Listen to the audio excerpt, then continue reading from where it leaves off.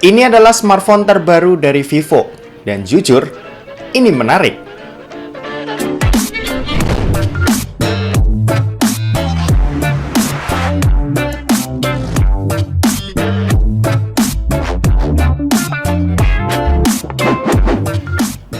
So guys, balik lagi sama kuliah sore. Oke, kenalin, ini adalah Vivo V23e, smartphone yang nggak ada angin, nggak ada hujan, tiba-tiba muncul menjelang akhir tahun 2021 ini. Yap, jujur aja aku sendiri kaget ya sama kehadiran smartphone ini, sekaligus excited nih. Kayaknya kemarin baru aja launching Vivo V21 ya, tapi langsung loncat ke Vivo V23e ini. Mana angka dua-duanya? Ya entahlah strategi Vivo kayak gimana, tapi yang jelas ini bakal jadi generasi terakhir dari seri V yang pastinya Vivo bakalan all out ya di produknya yang satu ini. Untuk desainnya sendiri seperti biasa, Vivo selalu menghadirkan desain yang cakep termasuk di Vivo V23e ini dengan ultra slim desainnya. Untuk varian warna ini sendiri ada dua pilihan ya. Pertama Moonlight Shadow kayak yang aku pakai sekarang ini. Varian ini punya keramik coating dengan mirror finishing. Terus untuk yang satu lagi, ini namanya Sunshine Coast dengan punya dual layer coating yang bisa menghasilkan warna berbeda di tiap angle-nya.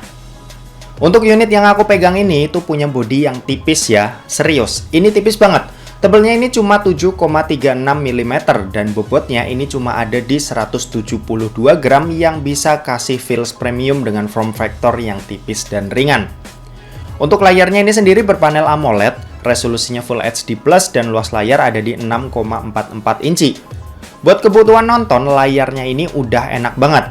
Warnanya keluar, khas panel AMOLED, detailnya lumayan tajam, dan apa yang dikeluarin dari layarnya ini udah bisa manjain kita sebagai pengguna.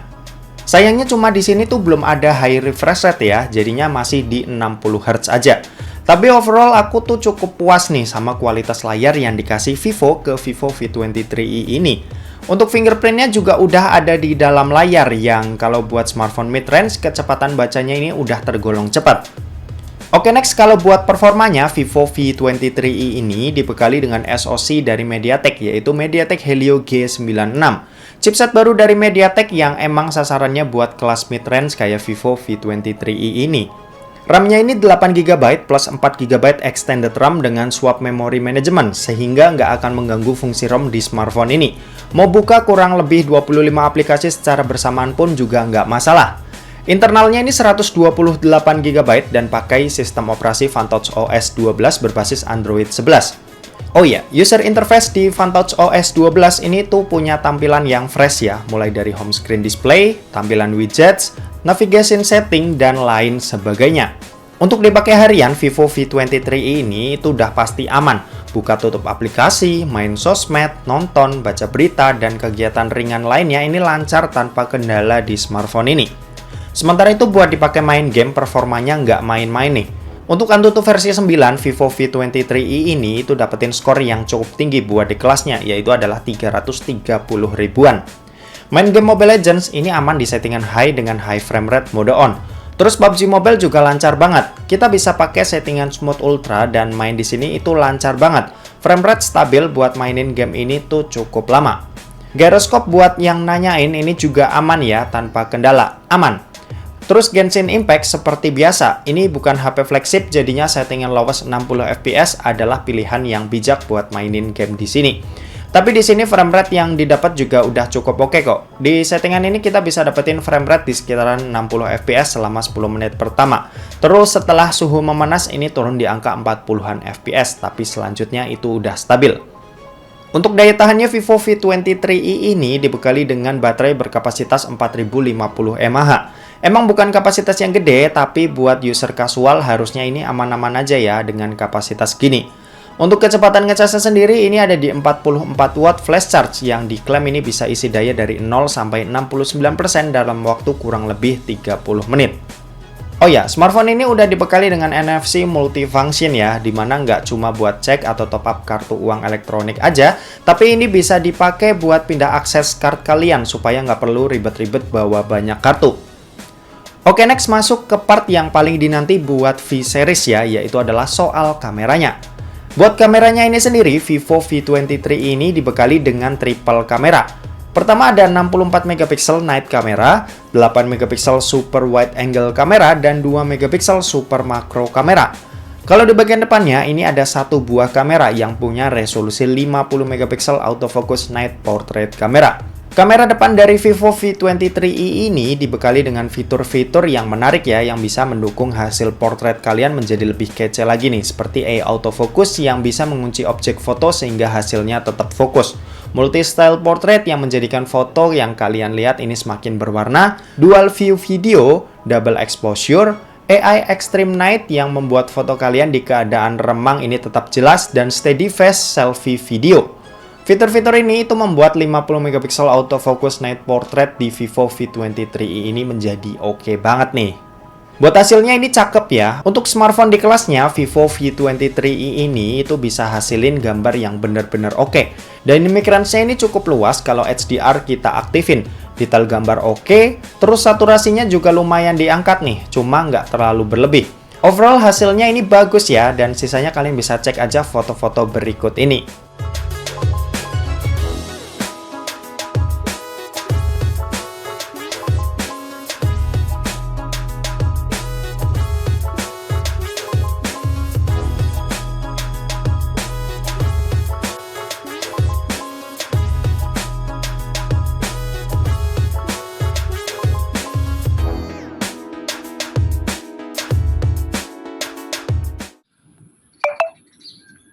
Oke, ini perekaman video kamera belakang dari Vivo V23i yang direkam menggunakan resolusi 1080p 30 fps. Buat hasilnya seperti ini. Ini ada EIS-nya ya, dan hasil perekaman videonya kalau aku lihat di layar ini stabil banget. Dipakai jalan gini aja kelihatan oke. Oke, coba kita mau balik dan kita mau ajak lari buat lihat kestabilannya seperti apa.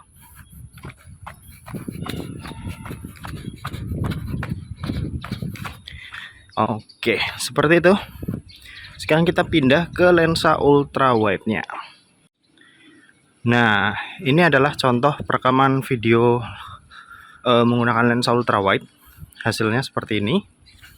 Oke, kita balik lagi dan sekarang kita mau ajak lari.